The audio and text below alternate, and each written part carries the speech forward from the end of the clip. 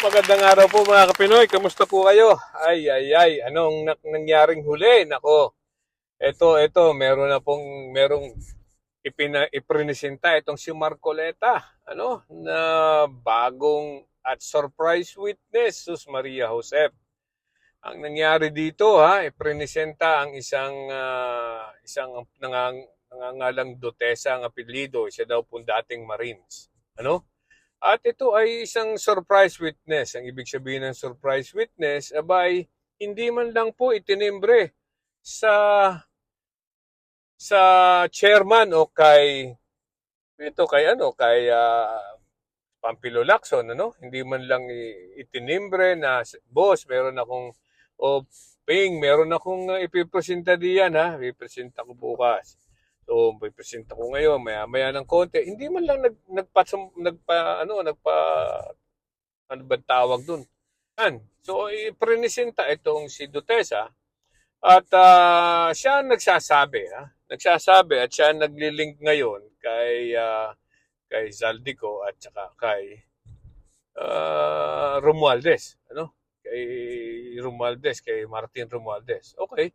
So ang sinasabi niya, siya daw ay kasama sa ilang okasyon na nag-deliver ng pera, kay Zaldico at saka kay Martin Romualdez. Okay, diliwanakin muna natin 'to, Titingnan muna natin kung ano ba talaga itong mga ganitong sitwasyon, Ito ba'y kapani-paniwala? Hindi po natin sinasabi na dahil ito ang sasabihin ko sinasabi ko na ang aking mga pagdududa, hindi ako naniniwala sa kabuuan at kinakampihan ko itong sila Romualdez at saka si Zaldico.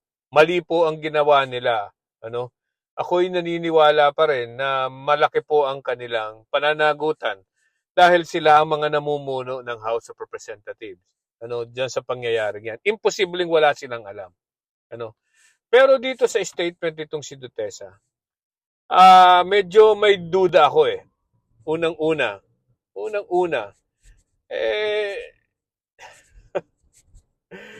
hindi man lang naitimbre, So, ibig sabihin, hindi po dumaan sa vetting process. Hindi man lang chinek ang kanyang statement, hindi man lamang po chinek ang kanyang mga dokumento, dahil daw isang araw lang. At sinong nagdala diyan? Sinong nagpakilala kay Marcoleta? Ito pong si Mike Defensor. Diba? Si Mike Defensor na dating congressman din, Ewan ko kung congressman pa ba ngayon yun, baka hindi na po, So, siya ay dating congressman at ewan ko kung anong ginagawa niya ngayon. Hindi ko rin alam kung bakit siya ang tinawag nitong testigong ito at lapitan para ipakilala kay Marcoleta. Hindi ko rin alam at kaduda-duda pa rin. Bakit si Marcoleta ang pinili niya? Bakit si Marcoleta ang pinili ni Defensor na tawagan? Bakit hindi si Ping Lacson? Bakit hindi iba? Kung si Ping Lacson ang kanyang ipinasok o tinawagan para ipresenta itong testigo na to, at pagkatapos ma-vet ni Ping Lacson, bakit hindi? Ngayon, kung hindi, mas maganda sana, di ba, kung si Ping Lacson dahil siya ang chairman. Pero kung sakali man, sabi, baka hindi payagan ni Ping Lacson, okay, so huwag payagan ni Ping Lacson, saka ka pumunta sa isang senador na maaaring pumayag sa'yo. Right? Punta ka kay Marcoleta. That's my point. Unahin mo muna ito. Itong mga walang kaduda-duda, Ito naman si Ping Lacson, talagang mukha namang wala talagang sagasa talaga, Sa kanyang mga ebidensyang ipinakikita ngayon, wala siyang pakialam kung sinong tamaan, 'di ba? So, bato-bato sa langit, tamaan wag magalit. Pero ayan ang nangyayari, Kahit sino tatamaan.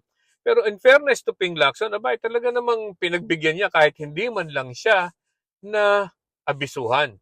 Right? So, unang-una, yun nga, hindi na abisuhan. Padalawa,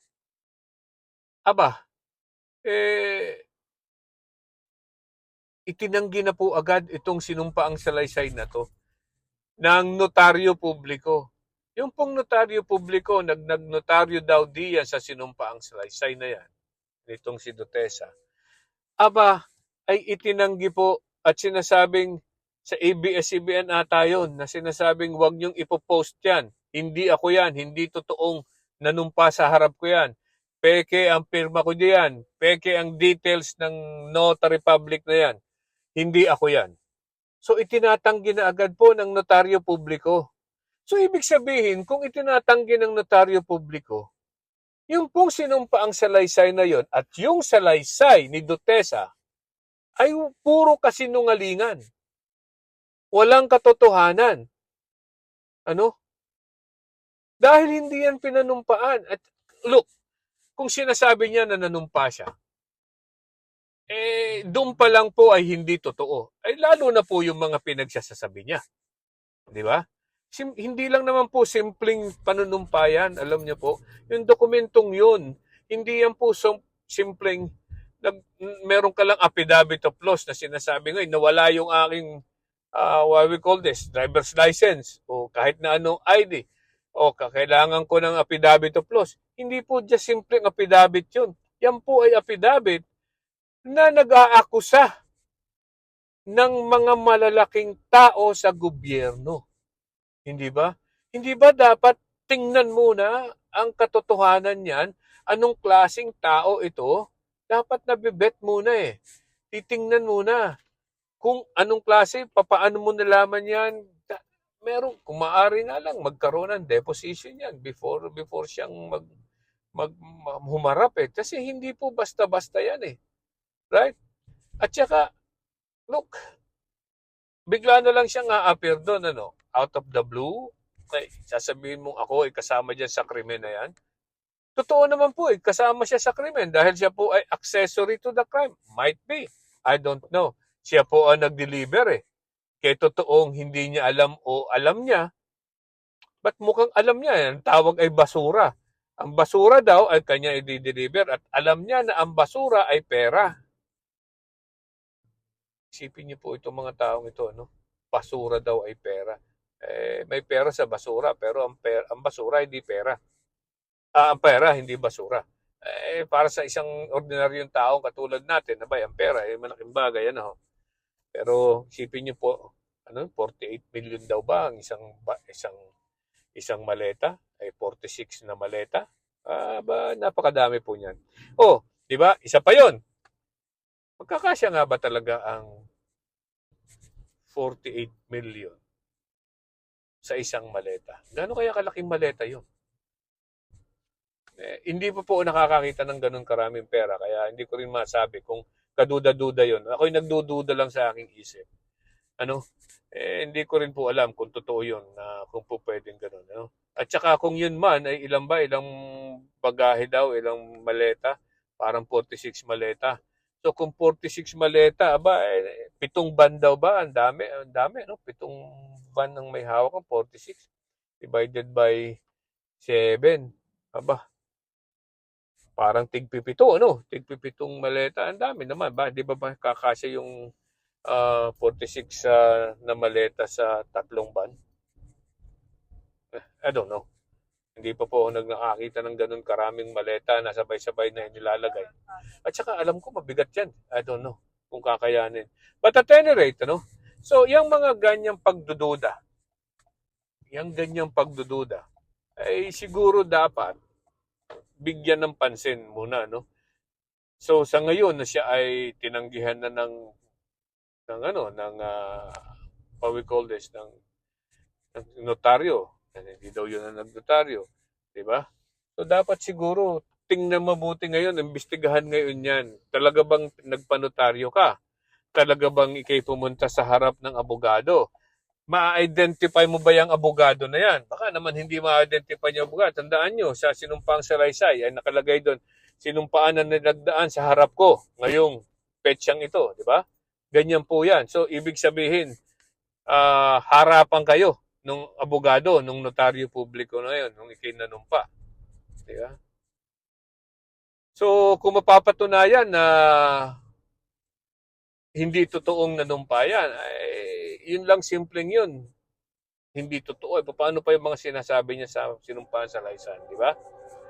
So, tama po siguro itong gagawin ni Ping Lacson na iimbestigahan muna niya. He must i-scrutinize ang pagkatao niyang si anong yan, si Dutesa na yan. Ano? At saka yung paano niya nalaman yung details ng kanyang sinumpang salaysay. Di ba?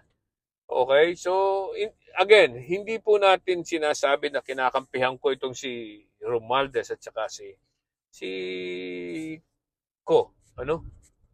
Zaldigo. Hindi po natin yan, actually meron silang kasalanan. Kailangan lang po natin ng ebidensya. Yung po ang ebidensya ang kailangan natin. Tamang ebidensya. Concrete evidence. Right? Hindi yan basta salita-salita na ano. Isa pa, galing daw, mukhang pinagyabang pa ni Bato at saka ni Marcoleta, galing sa Marines, hindi kailangan, hindi nahingi ng